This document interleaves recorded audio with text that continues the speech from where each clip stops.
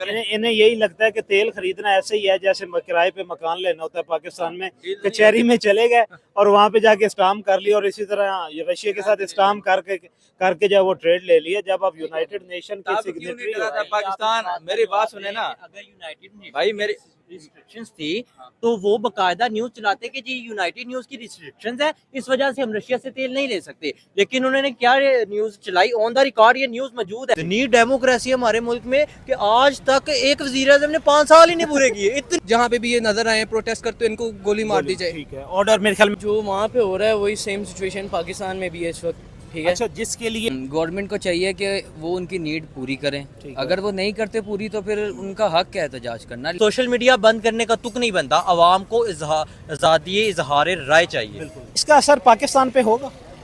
हाँ, इंडिया के ऊपर तो अमेरिका ने भी टैरिफ लगाए, उसके बावजूद भी उस तरह से वो डाउन नहीं हुए। तो क्या आपको लगता है कि इस तरह नेपाल की वजह से इंडिया की इकॉनमी डाउन हो सकती है? नो डाउट इम्पैक्ट ज़रूर पड़ता है अगर हमसाया मुल्कों में इस तरह के मामला चल रहे हों।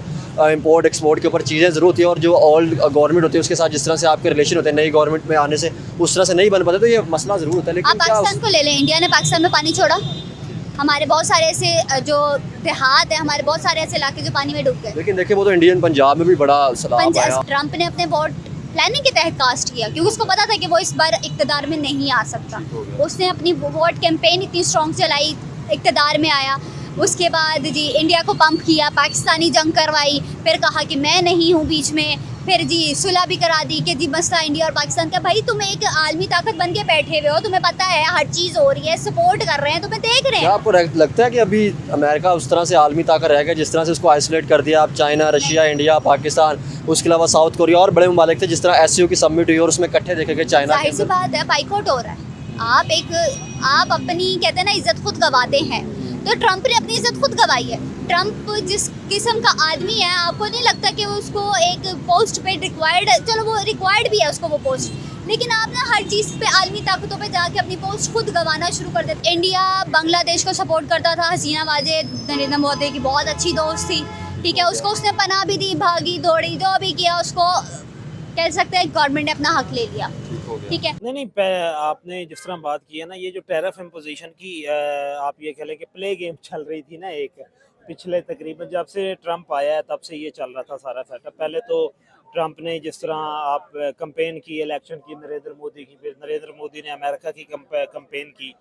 इनके दरमियान दरारें तब शुरू हुई जब पाकिस्तान और इंडिया के दरमियान जब झड़प शुरू हुई, और उसके बाद वो सारी स्टोरी जो है वो पब्लिक के सामने। तो उसके बाद इंडिया जो है, इंडिया अमेरिका से दूर होता चला गया, और ट्रंप जो है वो भी आंखें दिखाने लग गया। और उसके बाद बल्कि इससे भी इम्पोर्टेंट चीज़ ये थी कि जब आप ये कह लें कि इसराइल ने हमला किया था ईरान पे, तो उस वक्त अमेरिका ये डिमांड कर रहा था कि सपोर्ट करे इंडिया को, जो है इंडिया सपोर्ट करे इसराइल को। तो इसराइल, नो डाउट कि इंडिया के ईरान के साथ एक अच्छे रिलेशन थे और फ्रेंडली रिलेशन थे उनके एक दूसरे के साथ, तो उस पर इंडिया ने उनको इनकार किया। और उसके बाद हालात जो वो बिगड़ना शुरू हुए, क्योंकि नेतन्याहू जो है और उन्होंने भी वो सारी लॉबी जो है उन्होंने भी प्रेशराइज किया डोनाल्ड ट्रंप को कि आप इनके खिलाफ जो वो एक्शन लें।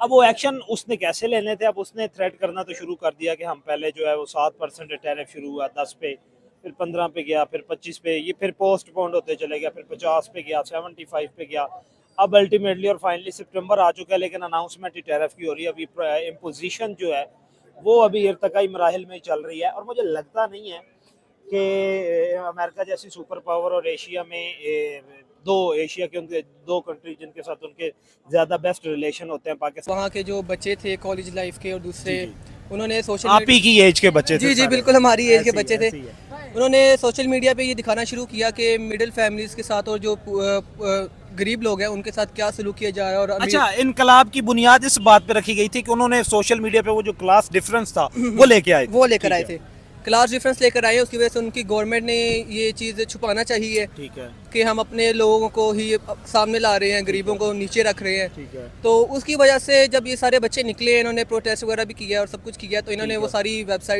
साइट्स बंद कर दी हैं। ठीक है, गवर्नमेंट ने गवर्नमेंट वो जो 4 सितंबर का फैसला। जी ठीक है, वो गवर्नमेंट सब कुछ बैन कर दिया। उसके बाद ये लोग बच्चे निकले प्रोटेस्ट पे कि ये गलत हो रहा है हमारे मुल्क में। ठीक है, तो उस चीज़ से फिर इन्होंने उनको मारा भी किया है, सब कुछ किया। उसके बाद एक उनका निकला है कि ऑफिशियल ऑर्डर ऑफिशियल ऑर्डर था ये ठीक है। कि इनको गोली मार दी जाए। ठीक है। उसके बाद जैसे इन्होंने प्रोटेस्ट वगैरह किया है, यहाँ पे कई बच्चे मरे हैं, कई बच्चे जख्मी हुए हैं। 20 के करीब बच्चों की डेथ हुई। जी 20 से करीब बच्चों की डेथ हुई है और बहुत बड़ी बात है किसी जगह पे बिल्कुल ऐसे ही है कि आम आवाम को इसी तरह के गवर्नमेंट मारी जाए बिला वजह। बिल्कुल एक तो वो एक राइट वे पे जा रहे हैं, हाँ बिल्कुल अपना जमहूरी हक इस्तेमाल बिल्कुल जमहूरी हक अपना इस्तेमाल कर रहे हैं और वो गवर्नमेंट ये कर रही है कि उनको मार रही है। ठीक है। इतने बच्चे जैसे आपने बताया 20 बच्चे मरे हैं और बाकी जख्मी हुए हैं कितने सैकड़ों ज़्यादा, के करीब जख्मी हैं। बिल्कुल कितने ज़्यादा बच्चे जख्मी हुए हैं। ठीक है। तो ये उनकी यंग यूथ को बहुत ही ना मतलब निचले दर्जे पे लेके जाने की बात कर रहे हैं वो लोग, क्लास डिफरेंस बहुत ज्यादा हो बहुत ज़्यादा हो गया है। ठीक है। अपने यंग यूथ को वो लोग बिल्कुल ही कह रहे हैं कि बस हमारे नीचे दब के रहे, हम जो कह रहे हैं हमारी गवर्नमेंट जो कह रही है बस वो लोग वो करे, ठीक है, उसको follow अपनी क्रिएटिव सोच की तरफ कुछ ना लेके जाएं। ठीक है। उन्होंने जब सब कुछ दिखाया है कि क्या हो रहा है, ठीक है। उसके बाद वो गवर्नमेंट को पता चला कि यार हमारी ये नेगेटिव पॉइंट है, ठीक है। इसको खत्म नहीं किया उन्होंने, बल्कि उन्हीं बच्चों पे जोर डाल दिया कि भाई ठीक तुम है। लोग इस चीज़ को बंद करो, ये चीज़ ना करो। ठीक है। जी आप क्या कहना चाहते हैं?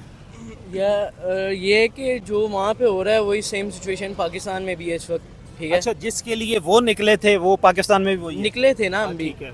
जब हम निकले तो फिर कुछ लोगों को बुरा लगा और उन्होंने हम पे भी शेलिंग भी की, फायरिंग भी की, लोग कंटेनर पे जो नमाज पढ़ रहे थे उनको भी नीचे गिराया। ठीक है। ये पाकिस्तान में भी हुआ हुआ है, ठीक है। ठीक है। पाकिस्तान में अभी जो आपको जो अभी इनकलाब आपने देखा है नेपाल में, आपको ये इनकलाब कामयाब होता नज़र आ रहा है कि फिलहाल तो उन्होंने गवर्नमेंट को तो ख़त्म कर दिया है, एक उनका रहनुमा एक पॉपुलर लीडर जो है वो सामने आया जो कि एक्टर भी था, सिंगर भी था। आपको क्या लगता है कि ऐसा खूनी इनकलाब आना चाहिए रियासत में? नहीं, ये देखें जो हमारी यंग जनरेशन है उनको कहीं से भी देखे दुनिया पूरी की यंग जनरेशन बिल्कुल, अगर आप किसी भी मुल्क को पकड़ते हैं उनमें अगर आप उनकी नई यूथ को आप उन्हें मार रहे हैं, उन पे तशद्दुद, उन पे फायरिंग करते हैं, तो जो आने वाली नस्ल है वो ख़त्म हो रही है इस तरह, ठीक है। पाकिस्तान में भी यही हुआ, नेपाल में भी हुआ, अक्सर बाकी मुल्कों में भी ये देखा जा चुका हुआ है। जो एहतजाज करते हैं उनके साथ यही होता है और ये पूरा मन एहतजाज होता है, इस पे गवर्नमेंट किसी को भी रोकथाम नहीं कर सकती। हक है जमहूरियत है ये, अगर आप किसी भी मुल्क में रहते हैं तो आपका हक है ये। बट ये है कि ये पाकिस्तान में जब हुआ तो कोई भी बीच में नहीं आया, जब पाकिस्तान की आवाम को मारा जा रहा था, उन पे तशद्दुद, उनको सरेआम गोलियां मारी जा रही थी, फिर बाद में उन पे ये इल्ज़ाम डालते हैं कि उन्होंने गवर्नमेंट की चीज़ों को नुकसान पहुंचाया। हालांकि ये तो नेपाल में भी उन्होंने वज़ीर-ए-आज़म हाउस को आग लगानी पड़नी थी ना, जब आप एक उनकी यूथ को 20 बंदों को कत्ल ही कर रहे हैं, वो भी बच्चे जो हमारे जितने थे, बिल्कुल आप ही की एज, आप हमारी एज के, और कितने लोगों को जख्मी कर दिया। अब पाकिस्तान में भी यही सेम सिचुएशन थी, जब उन्होंने हमारी यूथ को मारना शुरू किया, सरेआम गोली बरसाना शुरू की, तो हम भी फिर हमारे पास भी फिर राइट थे कि हम भी चीज़ें तोड़ते। इंडिया को मैं किस तरीके से देख रही हूँ, पहली बात तो ये इंडिया उसी वक्त तबाह हो चुका हुआ था जब इंडिया ने कहा था कि हमने पाकिस्तान के ऊपर अटैक किया और पाकिस्तान का नामो निशान नहीं बचा। अच्छा, एक चीज़। दूसरी चीज़ ये, इंडिया बांग्लादेश को सपोर्ट करता था, हसीना वाजेद नरेंद्र मोदी की बहुत अच्छी दोस्त थी, ठीक है। उसको उसने पनाह भी दी, भागी दौड़ी, जो भी किया उसको कह सकते हैं गवर्नमेंट ने अपना हक ले लिया, ठीक है। अब बात करें नेपाल की, नेपाल, इंडिया, बांग्लादेश, ये सारी नेबर कंट्रीज़ हैं, ये साथ साथ लगती हैं, पाकिस्तान भी उनमें ही शामिल है। अब कह सकते हैं ना, एक तीली लगा देता है इंडिया कहीं भी किसी भी चीज़ पे। अब इंडिया ने कहीं भी किसी न किसी चीज़ पे तीली तो लगानी थी। अब जैसे कि वहाँ पे जेंजीज हैं और जैसे भी स्टूडेंट्स हैं, उन्होंने अपना हक लेने के लिए बाहर आए ना, लेकिन आपको कहते ना हुकूमत मिली है, यजीद ना बने, ये यजीदन जो लेकिन आप क्या समझती हैं, आपको नहीं लगता कि इसमें तो इंडिया का नुकसान होगा, क्योंकि अगर उसके हमसायों के अंदर कोई इस तरह के मामला तो हो गए ट्रेड को लेके, और बड़ा ऐसा हो सकता है कि नेपाल, जाहिर सी बात है, इंपोर्ट एक्सपोर्ट खराब होती है, इंपोर्ट उसके बाद ट्रेडिंग, बड़े नेपाली लोग जो है ना वो भाग के इंडिया की तरफ आने की कोशिश करते हैं, जाहिर सी बात है।